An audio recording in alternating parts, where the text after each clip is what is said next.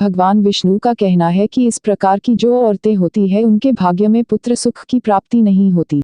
हिंदू पौराणिक कथाओं के विशाल टेपेस्ट्री में ब्रह्मांड के संरक्षक भगवान विष्णु एक महत्वपूर्ण भूमिका निभाते हैं। उनका ज्ञान समय को पार करता है, जीवन के रहस्यों में अंतर्दृष्टि प्रदान करता है, जिसमें मातृत्व के बारे में महिलाओं के भाग्य भी शामिल है। इस ब्लॉग में हम भगवान विष्णु की गहन शिक्षाओं में तल्लीन करते हैं। इस सवाल की खोज करते हैं, किस महिला के भाग्य में कोई बेटा नहीं है। इस मामले पर भगवान विष्णु की शिक्षाओं को समझने के लिए हिंदू धर्म में भाग्य की अवधारणा को समझना महत्वपूर्ण है। हिंदू दर्शन के अनुसार नियति या भाग्य, जैसा कि आमतौर पर संदर्भित किया जाता है, किसी के पिछले कार्यों का परिणाम है, जिसे कर्म के रूप में जाना जाता है। यह माना जाता है कि रिश्तों और संतानों सहित किसी की वर्तमान परिस्थितियां पिछले कामों से प्रभावित होती है। बेटों के बारे में महिलाओं के भाग्य पर भगवान विष्णु की अंतर्दृष्टि इस दार्शनिक ढांचे में गहराई से बताती है। हिंदू संस्कृति में पारिवारिक वंश को जारी रखने और पैतृक अनुष्ठानों का प्रदर्शन करने के लिए अक्सर बेटों को महत्वपूर्ण माना जाता है। इसलिए एक बेटे की अनुपस्थिति कई परिवारों के लिए चिंता का विषय हो सकती है। भगवान विष्णु की शिक्षाओं ने इस चिंता पर प्रकाश डाला। जो इसे चाहते हैं उन्हें एकांत और ज्ञान प्रदान करते हैं।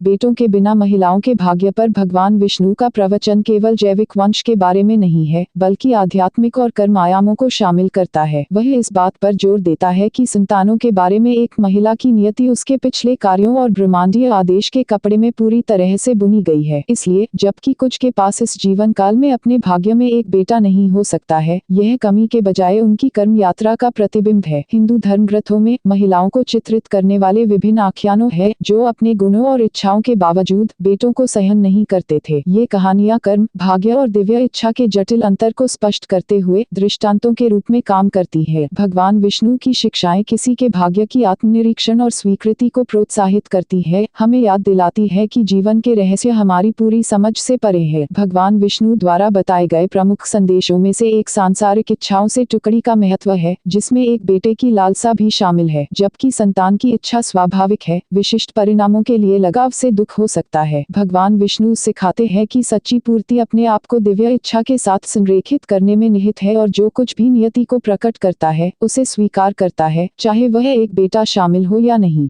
यह ध्यान रखना आवश्यक है कि बेटों के बारे में महिलाओं के भाग्य पर भगवान विष्णु की शिक्षाओं का मतलब मातृत्व या पारिवारिक बंधनों के महत्व को कम करने के लिए नहीं है। इसके बजाय वे एक व्यापक परिप्रेक्ष्य प्रदान करते हैं, जीवन की क्षणिक प्रकृति और जन्म और पुनर्जन्म के शाश्वत चक्र पर जोर देते हैं। प्रत्येक व्यक्ति की यात्रा अद्वितीय है, उनके पिछले कामों और खेल में ब्रह्मांडीय ताकतों द्वारा आकार दिया जाता है। भगवद गीता में, हिंदू धर्म के सबसे प्रतिष्ठित धर्म ग्रंथों में से एक, भगवान विष्णु योद्धा राजकुमार अर्जुन को ज्ञान प्रदान करते हैं, जो उन्हें जीवन की दुविधाओं और अस्तित्वगत सवालों के माध्यम से मार्गदर्शन करते हैं। इसी तरह बेटों के बारे में महिलाओं के भाग्य पर उनकी शिक्षाएं आत्मा खोज और आध्यात्मिक विकास की यात्रा में प्रकाश की एक बीकन के रूप में काम करती है। भगवान विष्णु की अंतर्दृष्टि हमें मानव अस्तित्व की अंतर्निहित जटिलता और हमारी समझ की सीमाओं की याद दिलाती है। जबकि हम स्पष्टता और निश्चितता के लिए तरस सकते हैं, जीवन के रहस्य अक्सर सरलीकृत स्पष्टीकरण को धता बताते हैं। अनिश्चितता को गले लगाना और दिव्य इच्छा के लिए आत्मसमर्पण करना इस मामले पर भगवान विष्णु की शिक्षाओं का सार है।